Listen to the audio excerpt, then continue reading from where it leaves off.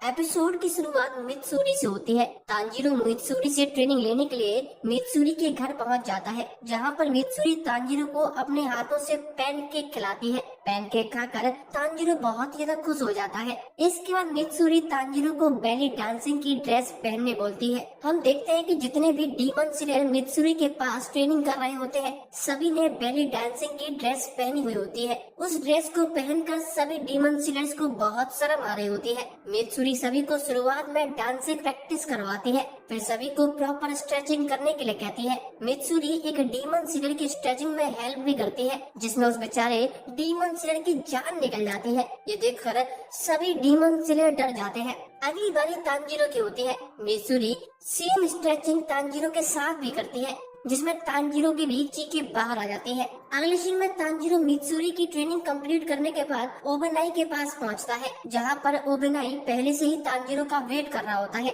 ओबेनाई Tanjiro पर पहले ही भड़का हुआ होता है, क्योंकि ओबेनाई को तांजीरो के आने से पहले मित्सुरी का एक लेटर मिलता है, जिसमें मित्सुरी ओबेनाई को बताती है कि उसे तांजीरो के साथ ट्रेनिंग करके बहुत मजा आया। ऊपर से तांजीरो बहुत ही ज्यादा क्यूट है। ओबेनाई मित्सुरी को पसंद करता है, पर तांजीरो को मित्सुरी के साथ मजे करते हुए देखकर ओबेनाई को बिल्कुल भी पसंद नहीं आ रहा होता है। ओबेनाई तांजीरो से कहता है, मैं मित्सुरी की तरह तुम्हारे साथ मजे करने नहीं आया हूँ। तुम्हारी ट्रेनिंग बहुत ही ज्यादा हार्ड होने वाली है। ये सुनकर तांजीरो थोड़ा नर्वस हो जाता है। आगे ओबेनाई तांजीरो को उसकी ट्रेनिंग के बारे में बताता है। हम देखते हैं कि ओबेनाई ने पहले से ही बहुत सारे डीमन स्लेयर्स को बांध कर रखा होता है। वो तांजीरो से कहता है, तुम्हें इन डीमन स्लेयर्स को बचाते हुए अपनी तलवार चलानी है, जिससे तुम अपनी स्वॉर्ड स्किल्स को अच्छा कर सको। तांजीरो उन बंधे हुए डीमन स्लेयर्स के बारे में पूछता है कि इन्होंने क्या किया है, कोई क्राइम व्राइम तो नहीं लिया। इस पर ओबेनाई तांजीरो को डराते हुए कहता है, ये लोग कमजोर हैं, यही इनका सबसे बड़ा क्राइम है,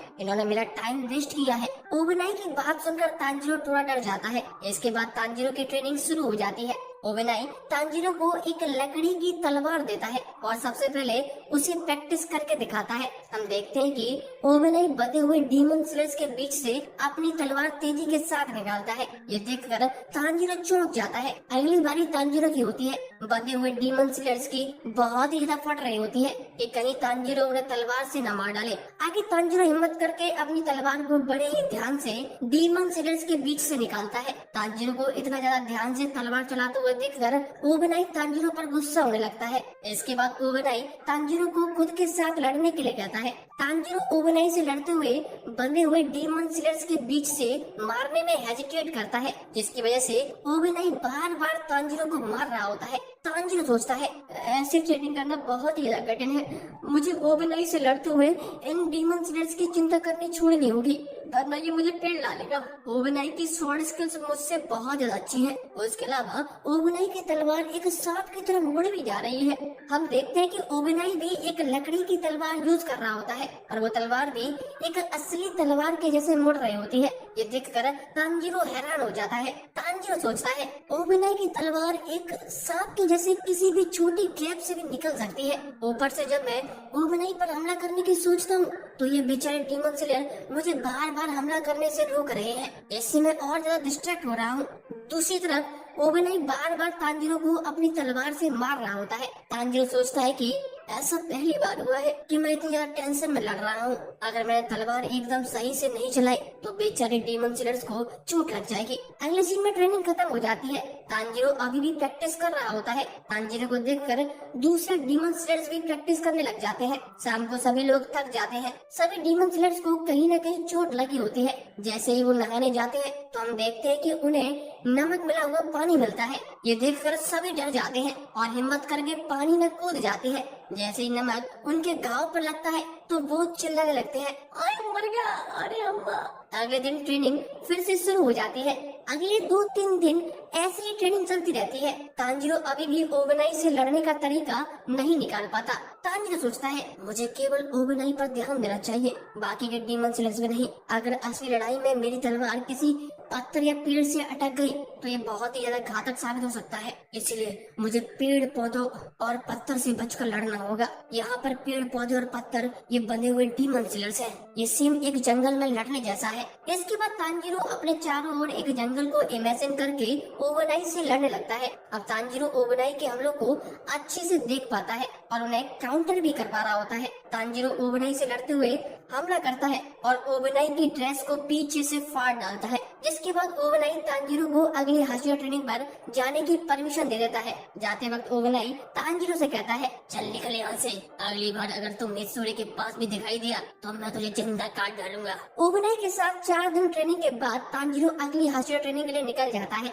अगली ट्रेनिंग तांजीरो की विंड हाशिरा सानेमी के साथ होती है। तांजीरो सानेमी के पास जा रहा होता है, तभी अचानक से वहाँ पर जेनित्सु आ जाता है, जो तांजीरो से उसे बचाने के लिए कहता है, भाई भाई बचा ले भाई, ये भाई बचा। अचानक से जेनित्सु को देखकर तांजीरो डर जाता है। जेनित्सु तांजीरो को बताता है कि ट्रेनिंग की वजह से भाई मैं चल भी नहीं पा रहा हूँ और बड़ी मुश्किल से मैं यहाँ तक रैंक कर आया हूँ भाई। जेनित्सु और कुछ बोल पाता तभी वहाँ पर सानेमी भी आ जाता है। सानेमी जेनित्सु से कहता है कि चुपचाप ट्रेनिंग पर वापस चल या फिर मेरे हाथों मारा जा। ये सुनकर जेनित्सु और ज्यादा डर जाता है। इसके बाद सानेमी जेनित्सु को मारकर बेहोश कर देता है और तांजीरो से उसे उठाकर ट्रेनिंग पर जाने के लिए कहता है। तांजीरो रास्ते में सानेमी से कहता है कि आपका शुक्रिया, मैं आपके ट्रेनिंग के लिए एक कदम रेडी हूँ।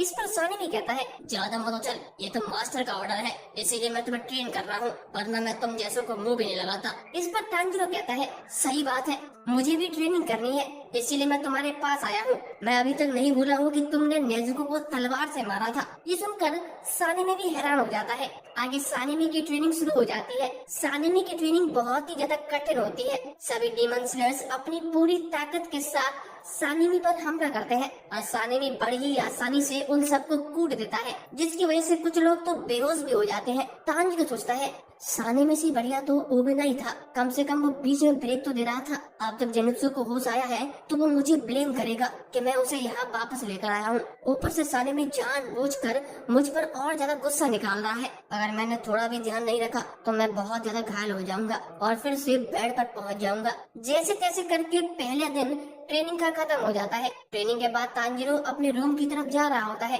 तांजीरो की पूरी बॉडी पर बहुत सारे चोट के निशान लगे हुए होते हैं। तभी तांजीरो को गेन्या की आवाज सुनाई देती है। तांजीरो गेन्या की आवाज फॉलो करते हुए उसके पास पहुंच जाता है और छिपकर उसकी बात सुनने लगता है। हम देखते हैं कि गेन्या अपने बड़े भाई सानेमी से बात कर रहा होता है और सानेमी उसे बात करने से इनकार कर देता है और कहता है, मेरा कोई छोटा भाई नहीं है, अगर तुम यहाँ से नहीं गई तो मैं तुम्हें मार डालूंगा। सानेमी की बात सुनकर गेन्या डर जाता है। तांजीरो सोचता है, इन दोनों के बीच जो भी चल रहा है वो मेरी फैमिली से तो बहुत ही अलग है, हमारे यहाँ तो ऐसा नहीं होता। आगे सानेमी गेन्या से कहता है कि जितना मैं देख पा रहा हूँ तुम्हारे अंदर कोई भी टैलेंट नहीं है, चुपचाप डीमन स्लेयर कॉर्प छोड़ दो। जो आदमी ब्रीदिंग टेक्निक यूज नहीं कर सकता है उसे खुद को स्वॉर्डमैन कहने का कोई हक नहीं है। गेन्या चुपचाप सुनता रहता है। इसके बाद सानेमी वहाँ से जाने लगता है। गेन्या कहता है, मैं तुमसे हमेशा ही माफी मांगना चाहता था, मैंने यहाँ तक पहुँचने के लिए एक डीमंस को भी खाना शुरू कर दिया है। जैसे ही सानेमी ये बात सुनता है वो और ज्यादा गुस्से में आ जाता है और तेजी के साथ गेन्या की आंखों पर हमला करता है और तांजीरो सही समय पर आकर गेन्या को बचा लेता है। हम देखते हैं कि बाकी के डीमन स्लेयर बाहर बैठकर आराम कर रहे होते हैं। तभी तांजीरो और गेन्या दोनों बाहर आकर गिरते हैं। जेनित्सु सभी डीमन स्लेयर से कहता है कि सानेमी वापस आ रहा है, चलो चलो फिर से बेहोश होने की एक्टिंग करते हैं, वरना ये दरिंदा अपन को पेल देगा। इसके बाद सभी डीमन स्लेयर्स बेहोश होने की एक्टिंग करने लगते हैं। जेनित्सु छुपकर देखता है कि ये तो तांजीरो है जो सानेमी से लड़ने वाला है। ये देखकर जेनित्सु के पसीने छूट जाते हैं। तांजीरो सानेमी से कहता है, आखिर तुम गेन्या को क्यों मारना चाहते हो? इस पर सानेमी कहता है, बिल्कुल नहीं, ये डीमन स्लेयर कॉर्प के रूल्स के खिलाफ है। मैं गेन्या को ऐसे मारूंगा कि वो कभी रिकवरी न कर पाए, पर अगर वो डीमन स्लेयर कॉर्प छोड़ देता है तो मैं उसे माफ कर दूंगा। इस पर तांजीरो सानेमी से कहता है, तुम बिल्कुल भी ऐसा नहीं कर सकते, तुमने खुद ही कहा था तुम्हारा कोई छोटा भाई नहीं है, तो तुम्हें उससे क्या करना है? चाहे उसके पास कोई टैलेंट हो या नहीं हो। ये उसका फैसला है कि वो अपनी जान को जोखिम में डालकर डीमन से लड़ना चाहता है या नहीं। अगर तुम कहते हो कि तुम उसके बड़े भाई नहीं हो तो फिर मैं तुम्हें गेन्या पर हमला करने नहीं दे सकता हूँ। तांजीरो की बात सुनकर गेन्या चौंक जाता है और कहता है तुझ में बहुत कूदा है। आगे तांजीरो कहता है गेन्या के बिना हम अपर रैंक डीमंस को हरा नहीं पाते, मैं तुम्हें उसे हट नहीं करने दूंगा। तांजीरो की बात सुनकर सानेमी कहता है हो गया तुम्हारा, ठीक है तो सबसे पहले मैं तुम्हें ही ठिकाने लगाता हूँ। इसके बाद सानेमी तांजीरो को एक जोरदार पंच मारता है, पर हम देखते हैं कि तांजीरो उस पंच को रोकने में कामयाब हो जाता है और पलटकर एक किक सानेमी की गर्दन पर मारता है। ये देखकर सभी डीमन स्लेयर्स चौंक जाते हैं। सानेमी कुछ देर के लिए तांजीरो को छोड़ देता है। तांजीरो जेनित्सु से गेन्या को बचाने के लिए कहता है। जेनित्सु कहता है अबे तो पागल हो गया, अपने लपड़े में मुझे क्यों खींच रहा है, मेरा नाम बदले, अगर सानेमी ने मुझे देख लिया तो मेरा तो काम तमाम हो जाएगा। तांजीरो जेनित्सु से बात कर ही रहा होता है, तभी सानेमी तांजीरो को एक जोरदार किक मारता है। तांजीरो उससे बाल बाल बच जाता है पर उसके कान से खून आने लगता है। सानेमी तांजीरो से कहता है ठीक है तुम्हें मरने की इतनी जल्दी है तो चलो तुम्हें निपटा देते हैं आज। उधर जेनित्सु गेन्या को लेकर वहाँ से भाग रहा होता है और कहता है कि जब दो लोग आपस में बहस कर रहे हो तो एक को वहाँ से दूर रहना चाहिए, इसी में हमारी भलाई होती है। आगे जेनित्सु कहता है कि ये राक्षस तुम्हारा भाई है, इससे बढ़िया तुम अकेला ही हो।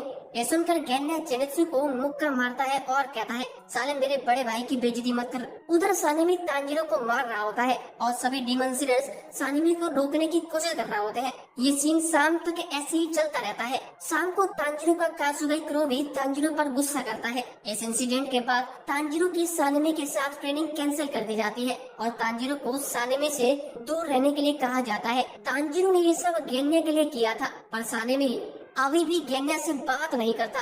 अगले दिन जेनित्सु और तांजीरो दोनों स्टोन हाशिरा ट्रेनिंग के लिए निकल जाते हैं। तांजीरो जेनित्सु से कहता है कि मैंने फालतू में ही पंगा लिया, आखिर सब कुछ सही चल रहा था। जेनित्सु तांजीरो से कहता है मैं तो तुम्हें देखकर हैरान हो गया जब तुम सानेमी के साथ बराबरी पर लड़ाई कर रहे थे, ये बहुत कमाल की बात है। इसके बाद जेनित्सु गुस्सा करने लगता है कि आखिर स्टोन हाशिरा का घर इतनी दूर जंगल में क्यों है। थोड़ी दूर चलकर उन्हें एक झरना दिखाई देता है जिसमें कुछ डीमन स्लेयर्स ट्रेनिंग कर रहे होते हैं और इनमें हमारा प्यारा इनोसुगे भी होता है। हम देखते हैं कि झरने के सामने स्टोन हाशिरा ग्लो में आग के अंदर बैठकर ध्यान लगा रहा होता है। उसे देखकर जेनित्सु और तांजीरो दोनों की फट जाती है। गेन्या कहता है कि अगर हम अपने इमोशंस को कंट्रोल कर लें तो ये आग भी ठंडी लगती है। और इसी के साथ ये एपिसोड खत्म हो जाता है। दोस्तों बताइए आपको ये एपिसोड कैसा लगा और हमारा एक्सप्लेनेशन आपको कैसा लगा, भाई कमेंट जरूर करिए, बड़ा अच्छा लगता है।